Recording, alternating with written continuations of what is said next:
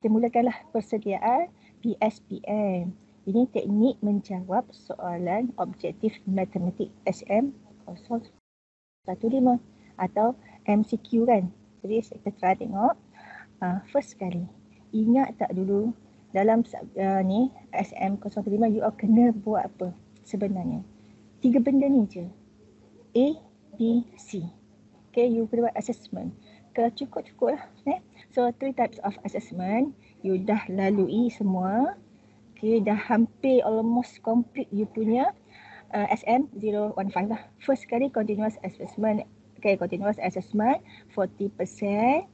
You kena buat apa hari tu? Kena buat individu assignment. Okay, dah buat dah. Settle. Lepas tu group assignment. Dah settle. Lepas tu dah sekali group discussion. Semua dah settle. Semua tu total dia 40%. Bulat-bulat pergi ke markah akhir awak. Okay, settle. Lepas tu you buat UPS. Ada 3 kali UPS you buat dan ada yang dapat full mark pun. Okay, ada yang dapat full mark dan itu dah 20%. 1/5 daripada you punya markah akhir. Ni dah settle. Okay, now sekarang tinggal lagi satu lagi final assessment. That is PSPM. Okay, 40%. Banyak juga tu. Kalau yang A, B katakanlah dapat 30 out of 60 kan. Yang ini dia kata kalau dapat C ni dapat 40%. Masih lagi ada, boleh rasa jugalah A minus ke, apa benda kan, B plus ke, ada chance lagi. Okay, sekarang ini kita tengok bahagian final assessment ni. Macam mana kita nak kalau dapat 40%. Okay. Jadi itu settle, kita record balik kan. This you punya untuk paper SM015. Okay, objektif. Memang soalan objektif. Soalan aneka pilihan macam A, B, C, D. Atau mungkin ada 4 pilihan atau 5 pilihan. Saya tak pasti yang tu. Dan soalan aneka gabungan macam dibagi 1 apa, 2 apa, 3 apa kan. Dan A 1 dengan 2. B 2 dengan 3 macam tu lah aneka gabungan. Okay. Dan ada kesukaran ni dari C1, C2, C3. C1 ni macam ni lah pengetahuan, kefahaman, lepas tu aplikasi. Macam tu lah. Orang-orang kalau tak assignment belum tu 3 yang bawah tu. Dia tak akan bagi lebih lah. Okay. Dan bilangan soalan 30 soalan sahaja. Okay. Kan? Masa diberi 90 minit. Sama kan? 30 soalan 90 minit. Jadi banyak masa yang diberi. Okey. Dan kita tengok soalan itu konstruk soalan SM015. Ada 2 part bahagian. Part A, part B. Yang ini 10 soalan. Okey. Dan 10 markah. 10 soalan, 10 markah. Nampak sangat ada 1 soalan pemakaran. Dan dia C1, C2 je. Maknanya agak simple lah sikit. Dalam few step je dah dapat jawapan dia. Okay, dah dapat lah. Okay, 3 topik yang terlibat ni. Tengok topik apa nanti Untuk part B, 20 soalan. 20 soalan, 30 markah. Jadi kalau kira betul-betul, satu soalan tu 1.5 markah. Okay, dan dia bertanya from C1 to C3. Maknanya soalan ni boleh susah sikit lah. Okay. Jadi dia melibatkan 6 topik. Okay. Jadi make sure ingat part A, part B. Part A tu soalan tu agak-agak mudah sikit, agak-agak lah 10 soalan. Part B ni agak-agak macam lebih sikit lah, lebih detail. 20 soalan. Okay. Ini adalah topik yang akan ditanya dalam PSPM nanti. Okay. Jadi from number system equation ni, inequalities, absolute values, function graph ni, dan ini dah ada yang separuh ni ditanya, konsep ditanya dalam UPS kan. Jadi sikit je lah, dia tak ada dalam part A. Okay, dia ada dalam part B sahaja. Okay, yang ini SLT untuk semualah. Jadi oleh kerana yang 3 ni dah separuh ni sikitnya masuk dalam UPS. Jadi kita tak boleh tengok nisbah betul-betul kan. Jadi untuk part A ini hanya estimate tau. Sahaja kemungkinan berubah tu sikit-sikit lah kan. Estimate untuk limit ni 4 markah, 4 soalan. Yang ini 4 soalan. Yang last kali chapter 10 tu 2 soalan. Total 10 soalan. Okay. Untuk part B, number system. Number system kan you belajar apa? Complex number, log, indices, cert. Ada dua soalan tu. Okay. Jadi akan adalah antara ni 2 out of 4. Kita tengoklah. Dari ini equation inequality ni. Eloklah. Satu. Saya jaga. Okay. Satu. Yang inilah equation ni mungkin dia kait. Kalau sini dia masih ada log, index, cert semua kita ada lah. Sama juga kompleks number katakanlah kan. Kita equation kita nombor tu dah 3 tu lah. Log, index, cert. Kalau dah ada 2 kat sini, kemungkinan ada yang lain kat sini lah. Okay. Jadi total ini dah ada 3. Dan function graph. Okay. You belajar apa function graph? Domain, range, inverse. Lepas tu composite. Lepas tu ambil info from the graph. Okay. Macam-macam lah ni. Lepas tu dia boleh kaitkan dengan limit juga ni. Kan? Dia ke cousin bila kait dengan limit. That's why mungkin soalan dia akan ada sikit lah sebab because of dia tak betul-betul dia bulat-bulat kan. Dia mesti 5 soalan ke apa kan. Mungkin ada kali ratio betul-betul katakanlah 4.5, yang ni 3.5 contohnya lah kan. So dia mana-mana lah. Okay, limit ni dah ada A, B pun ada. Limit and continuity. Jadi ada ni. Atau dia boleh join dengan differentiation. Okay, antara ni that's why lah saya kata hanya estimate je. Estimate around ni lah. Dan differentiation. Banyak lah kan you belajar. First principle.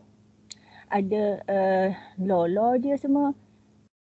Ada differentiate exponent, log, trigo dan polynomial, cert semualah kan. Jadi kena tahulah nak differentiate ni. Implicit, parametric. So banyak soalan. Ni ada dalam part A, part B. Dia tadi banyak dah ni. Ni kalau total ni 9 soalan. Kalau betul-betul lah ikut kan. Yang ini 7 soalan. Yang ini 4. Nampak sangat lah you belajar 3 benda je dalam ni. Critical value, rate of change kan. Lepas tu apa? Optimization kan. Yang ketiga tu optimization. Dua-dua kan. Maknanya adalah tak banyak ini boleh diteka lah. So total for part A 10 soalan. Total for part B 20 soalan. Okay. Jadi mungkin ada joint venture lah soalan ni dengan ni. Soalan ni dengan ni. Mungkin dari sikit-sikit lah. Jadi boleh target lah. Yang mana yang heavy. Yang heavy ni mesti dia chapter yang ada masuk dalam part A dan part B. Okay. So sekarang saya bagi 5 tips menjawab soalan objektif matematik. Okay. Apa yang pertama? Rancang masa anda. Okay. Jadi sekarang ini tengok part A. 10 soalan. 10 markah. Okay. Part B. 20 soalan. 30 markah. So tengok diberi masa 90 minit. Okay. So ini agihan masa ni anggaran je yang saya buat. Okay. Jadi mungkinlah you all boleh manage lah asalkan ada rancang masa anda. Rancang lah. Nampak macam mana? Saya cadangkan untuk part A ni. Okay. Kan dia ada 10. 10 ni. 10 soalan. Satu soalan katakan maksimum. Maksimum 1.2 minit. Okay, so total 12. Kalau boleh lah tunggu 1.2 kan. Kalau boleh jadikan 1 minit. Satu soalan 1 minit. Kalau boleh lah, cuba. Okay, 12 lah, maksimum 12 minit. Lepas tu part B, 20 soalan. Katakan kalau betul-betul 1.8 minit. Okay, ini maksimum lah, 2 minit maksimum. So maksimum 40 minutes. Okay, total 2 ni jadi 52 minutes. Dan yang kat sini masa untuk saya makan kena ada. Masa untuk saya makan kena ada 33 minit. Kalau 35 bagus juga kan. Cuba adjust macam mana. Jadi cuba ada masa. Dan masa untuk tembak pun ada. Untuk teka. Tembak maksimum 5 minit dah. Kan. Jadi tapi nak feeling nak apa perlukan masa juga kan. Nak main gaduh ke apa kan. So adakan masa juga. Sikit. Okay. Jadi total semua ni 90 minit. Okay. So kena manage. Kita tengok betul-betul. Okay. 50 minit siapkan first round. 50 minit. Okay. And another kata let's say 35 ke ataupun 30 minit saya makan kedua. Bila round lagi kata ada masa sikit lagi kan sebelum tembak ni kan. Dia masa sikit lagi round lagi ketiga kalau ada.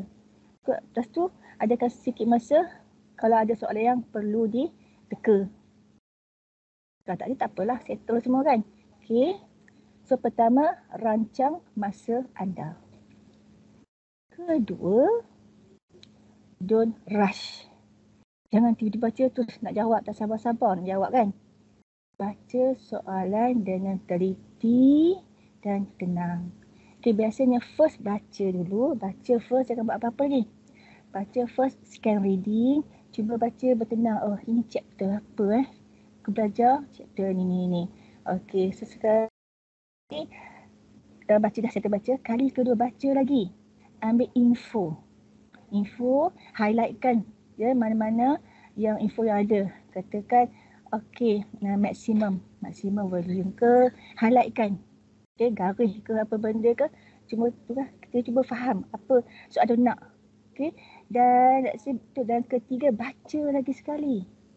Jadi, dan interpret. Soalan ni nak apa sebenarnya? Dah color semua kat info kan. Dan baca ketiga tu interpret nak apa and try merancang lah. Okay, nak jawab macam mana. Masa kita jawab pun, kita baca lagi soalan. Supaya kita tak pergi ke lain.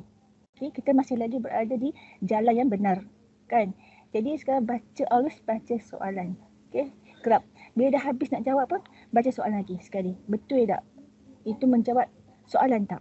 Okay, kita banyak kali baca soalan dan daripada tu juga tengok you are salin tu betul ke tak? Okay, katakan kalau positif ke tersalin negatif ke. So kita kena banyak kali baca soalan dan compare. Yang you buat tu betul tak? Salin tu soalan asal sama tak? Okay, takut tersalah plus minus. Yang ketiga, guna petunjuk. Okay, jadi baca soalan tak apa faham. Baca kalkulus tak faham. Tapi tahu ini macam tak faham kan. Cuba baca semua option yang diberi. Okay, baca option diberi. Contohnya, dan kalau boleh ada soalan yang kita boleh masukkan option tu ke dalam soalan asal. Soalan induk dia lah. Okay, jadi contoh polinomial tak masuk dalam ni kan. Tapi contohlah find roots for this. Pun dia bagi ambil jawapan tu masukkan balik. Okay, dan tapi ada juga soalan yang tak boleh dimasuk ke dalam. Kena buat juga kan. Jadi ambil baca dengan betul pilihan jawapan, masukkan, check. Kemungkinan dapat. Atau tengok unit diberi. Kalau dia kata volume maksimum, jawapan mestilah M3 ke CM3 ke kan. Kalau ada yang tertulis CM square ke, bukan jawapan lah. Tengok unit juga. Kadang-kadang membantu dalam menjawab pilihan ni kalau kita tak faham soalan tu. Okay? Yang keempat, context based memory. Maknanya awak recall. Baca tak faham, recall. Rasa macam ada ni, baca ingat. Cuba ingat kembali. Bila belajar ni, kat mana? Adakah secara unsynchronous lecture bagi video saja ke? Okay, adakah secara sinkronis atau pergi kelas 11 minit kan, pergi kelas kan. Cuba ingat kembali, kat mana you belajar ni? Kat mana you belajar benda ni? Bahagian ni. Dan kalau katakan, itu sebabnya kita kena fikir macam mana gaya lecturer tu bisa mengajar. That's why pentingnya masa you belajar, you tengok lecturer tu. tengok cara body language, tengok gaya dia, ekspresi muka dia macam mana. Kadang-kadang itu dapat dapat recall balik. Kadang-kadang lah awak akan ingat, oh ini macam ni. Awak akan ingat. That's why pastikan lepas ni tengok, saya pada tengok solution, tengok gaya pensyarah mengajar, macam mana. Ia akan bantu you all lah. Yang kelima ni berdasarkan pengalaman saya, tandaan jawapan. Jadi katakanlah you baca soalan, ada kat kertas soalan tu ada A, B, C, D kan. Lepas tu kat kertas OMR atau kertas jawapan ada juga. Jadi sekarang ni kalau nak conteng atas kertas soalan pun conteng, tapi jangan tanda jawapan dekat soalannya A, B, C, D. Biar kosong dulu. Jadi kalau dah jawab soalan tu dan confirm jawab tu benar-benar pasti, hitamkan dekat OMR tu, hitamkan. Kalau kurang pasti, cuba buat garis je bahagian dekat C. Kurang pasti kan, garis je satu. Kalau ada dua jawapan pilihan antara B dengan C, tak pasti, buat dua garis lah, B dengan C. Kalau tak sure, tak tahu, tak pasti langsung, buat bulat dekat soalan, nombor soalan DOMR. Yang atas yang soalan tu jangan kacau apa-apa. Biar kosong je untuk pilihan A, B, C, D lah. Bila dah settle, saya makan kali kedua. Dan that's why ada masa saya makan kan. Baca balik soalan tu, cuba jawab atas kertas soalan. Baca soalan nombor 1, katakan ini A. Bandingkan terus. Bandingkan terus dengan yang you ada conteng dekat OMR tu. Jadi kalau sama, sama. Memang sama pun hitam confirm kan. Dan yang tak pasti ni bila kali kedua, you buat kebetulan mungkin lah dah cergas kan. You dah tahu, jawapan dia B ni. Cik tengok, tadi antara B dengan C, sekarang B. Confirm B. So conteng lah B tu hitamkan. Dan nombor 1, nombor 4 katakan, yang ni tadi aku tak tahu. Sampai sekarang pun tak tahu. Kan, masa kita tak tahu. Biar tinggalkan bulat kat situ lah. Buat sampai habis. Dan pastikan setiap jawapan nombor 1, kalau jawab nombor 1, terus letakkan jawapan dekat OMR. Jangan jawab semua dekat kertas soalan tu, baru nak transfer kan. Itu bahaya. Jadi buat satu-satu. Nombor 1, terus transfer nombor 1. Nombor 2. Kalau pasti hitamkan. Kalau tak pasti garis. Kalau tak tahu, buat bulat pada nombor tu. Jadi macam tu lah buat. Jadi kenapa saya tak bagi conteng dekat kertas soalan tu, supaya bila awak buat saya makan nanti, jawapan tu tidak mempengaruhi lah. Kita tak conteng kan. So macam kita jawab kali kedua. Jadi sekarang peluang kedua kan lebih elok kan. Mungkin lega sikit lah. Yang first tadi mungkin tak bertenang, rasa rushing kan.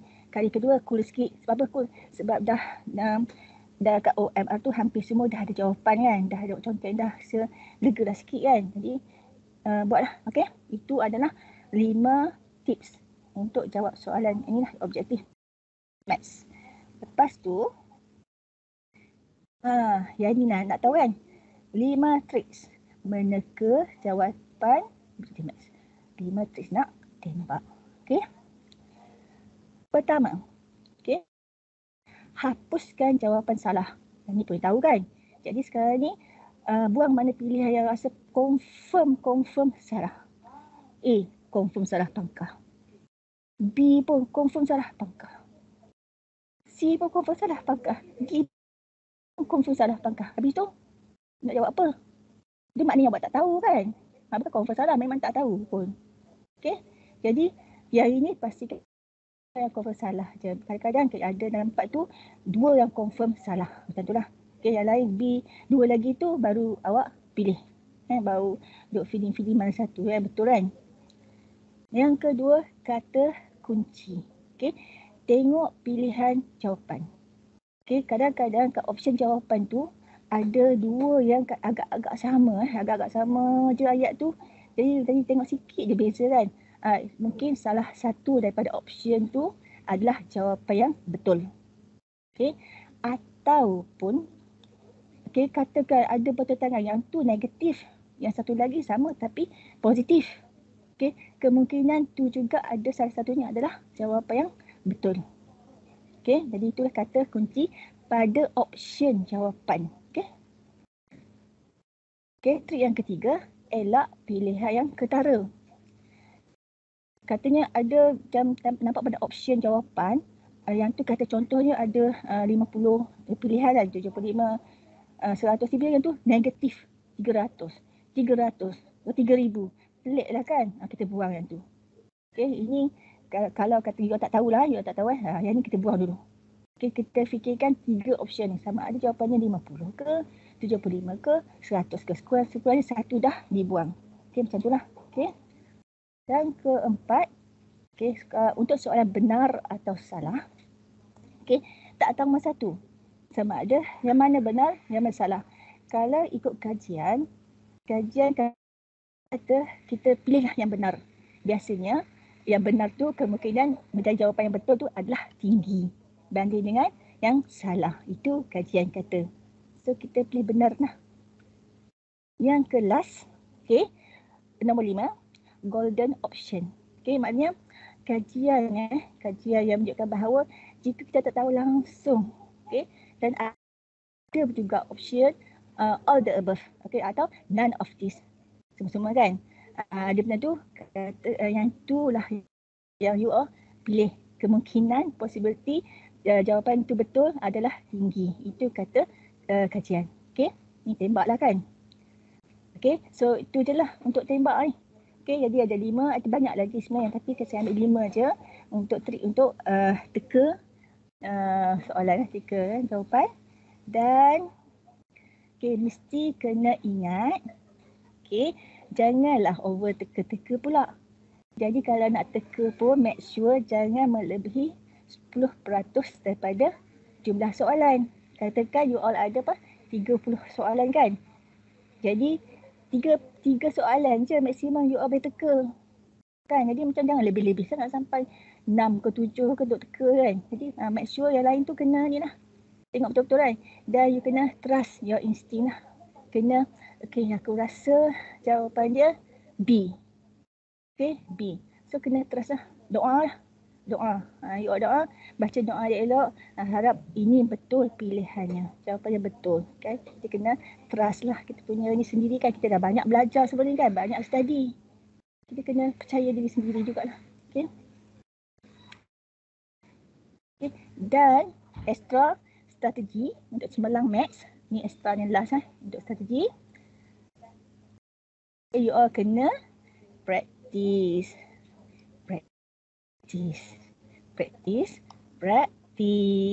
Kena buat banyak latihan. Dan kalau dah buat latihan tu, kena check jawapan dengan jawapan yang disediakan kat belakang tu.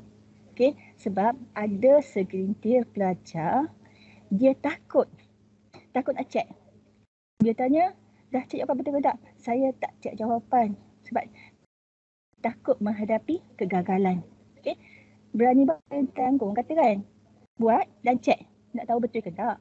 Kalau betul okeylah. Kalau salah tu boleh dibetulkan sebelum exam. Kan? Jadi make sure buat banyak latihan dan check jawapan, compare.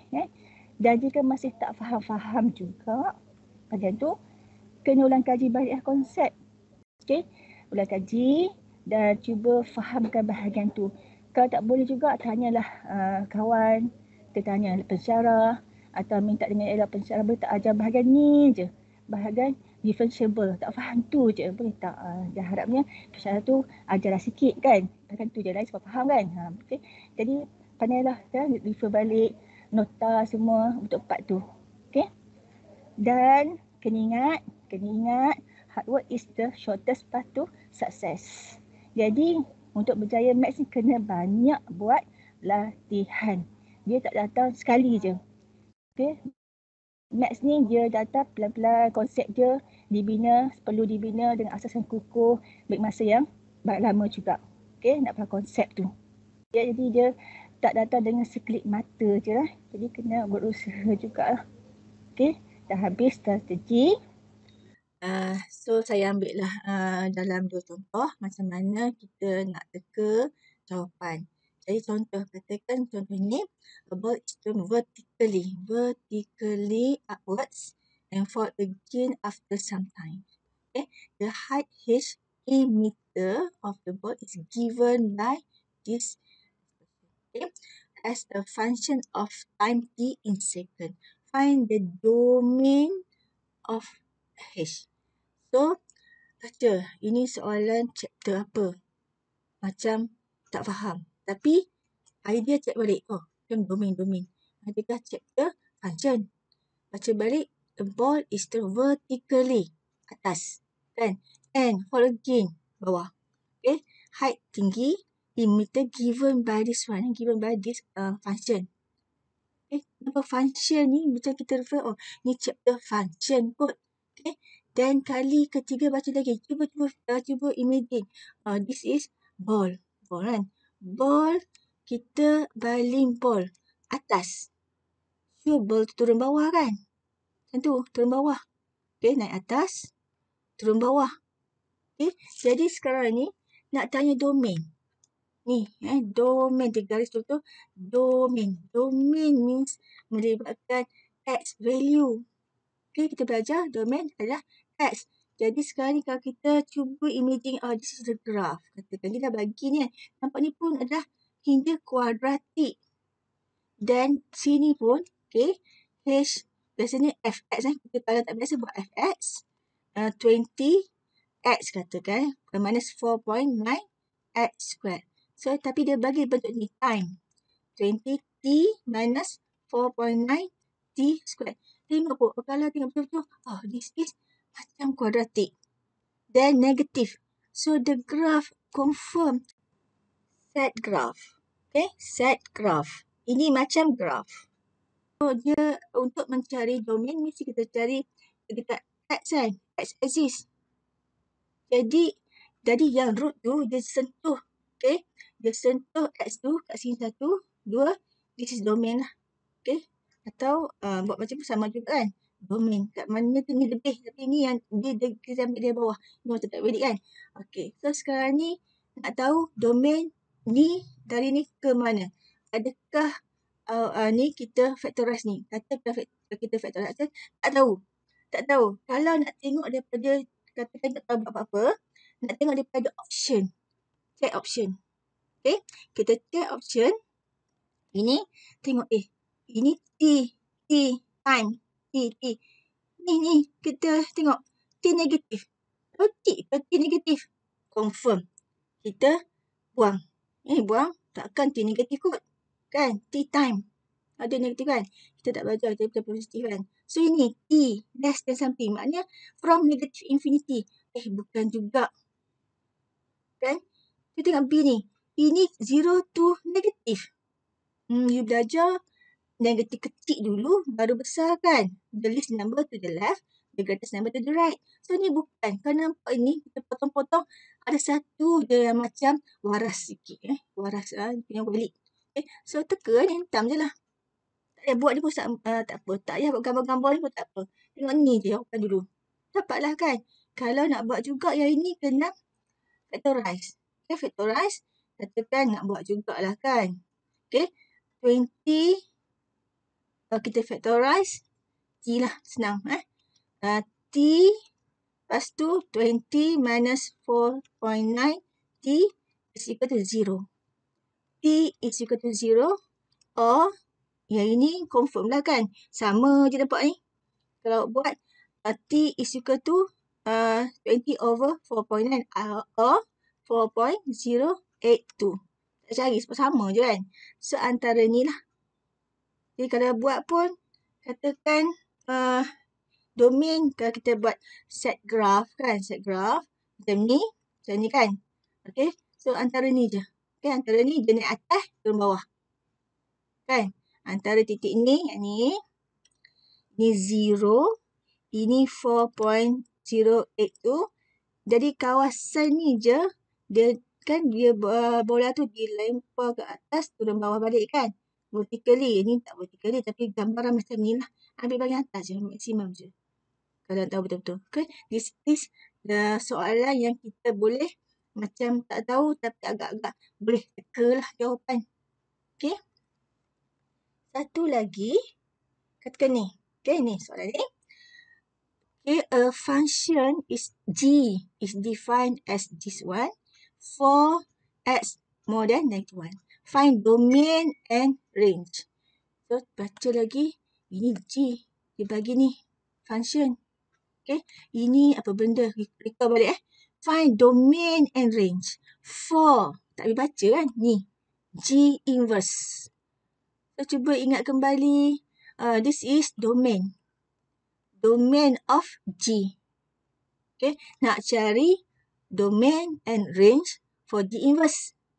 Okay. Ingat kembali fikir macam mana masa belajar dulu. Ada yang buat dua ni kan mapping kan. Dua bulat ni. Mapping ni. Katakan kod sini. Katakanlah ini adalah G. Ini dah tahu. Sini mula-mula domain G. Confirm dah. Ini range for G. Okay. You dah ingat kembali recall balik macam mana ni. Kalau macam ni, G inverse. Ni domain G inverse, range G inverse. Jadi, kat sini kita boleh nampak jelas ini sama. Ni gang yang sama. Okay. Gang yang sama. Domain G dah tahu dah. Domain G sama ni kan. So, domain G sama dengan range G inverse. Jadi, kita boleh buat domain G ni. Ini maknanya kalau kita buat number line, -1 onwards. So, -1 to infinity. Dalam masa yang sama, ini juga sama dengan range G inverse. So, oleh kerana kita dah jumpa range G inverse is equal to from -1 to infinity. So, kita boleh tengoklah. Ini bukan jawapan dia. Yang ini bukan. Kita tengok range. Ni. Tengok range G inverse. Okay. Yang ini pun bukan. Yang sama sebiji yang ni. So, jawapan ni. Tak payahlah nak cari G inverse ke. Tak payah cari. Okay. Atau tak payah cari domain G pun tak payah cari. Tak payah cari range G pun tak payah cari. Okay. Cukup satu info ni. Recall balik connection and boleh hapuskan option lain. Dan jumpa yang kita nak. Okay. So, saya bagi 2 je contoh. Okay. Okay. Semoga berjaya. Okay. So, kita masuklah. Okay. Apa keperluan penting untuk PSPM. Pertama, mestilah kalkulator kan. Okay. Kalau tak ada kalkulator, you all macam mana? You all lah kan nak cari EQN pun, kuadratik pun pakai kalkulator. Nanti manalah nak cari trigo punya angle. Kan? Jadi, keperluan kalkulator tu amat tinggi. Okay, untuk exam. Alat tulis. Alat tulis tu, tengok. Okay, kalau OMR pakailah pensel dengan eraser. Kau ada nak padam kan? Pen tu untuk tulis apa-apalah. Okay. Jadi pakailah, bawa lah pensel colourful kan, nak contoh-contohkan kat soalan kan. Buat juga tulis. Yang ketiga, dokumen peperiksaan. Macam slip exam, kena ada. Kad matrik, kena ada. IC bawa. Okay, kena check benda-benda tu lah, kena bawa juga. Kena peka. Jangan nanti terpaksa pergi balik semua ke bilik, ambil. Kan, tu masa tu jiwa dah tak tenteram. Okay, tadi kena ada preparation daripada awal sebelum masuk ke dewan exam. Okay. Seterusnya, 4, diri yang kemas. Jadi, cuba kemaskan diri. Okay, janganlah nak tunjuk betapa aku ini study banyak-banyak, macam kalau betapa dari gua dengan rambut macam bersepai semua, tudung tak iron lah, apa semua. Nak tunjuk akulah yang paling banyak study. Tak maulah macam tu kan. Biarlah rambut disisir rapi, baju di iron semua. Tunjuklah kita ni ada pelajar matrix yang dah bersedia untuk ambil exam dan akan dapat A. Kan, dengan banggakan diri kan, insya-Allah positif kan Minda. Okey. Yang seterusnya ikut SOP. Okay. Pakailah mask, jarakkan, apa-apa benda lah SOP lah. Lepas tu, okay, dah nak habis dah. Dan jangan lupa temu janji kita untuk Maths, paper Maths SM015 pada 9 Disember, hari Khamis, pagi pukul 9 sampai 10.30. Datang awal sebelum tu. Kalau boleh datang awal pukul 8 suku dah ada dah dekat di ruang tunggu kan. Okay. Dan pastikan dah breakfast dah. Semua senang Dan sekali akhir sekali, good luck for your SM015. Kita doakan you all semua dapat A untuk Maths dan dapat A untuk subjek lain. Semoga dapat for flat. Okay, itu je. Okay, bye-bye. Itu je lah. Okay.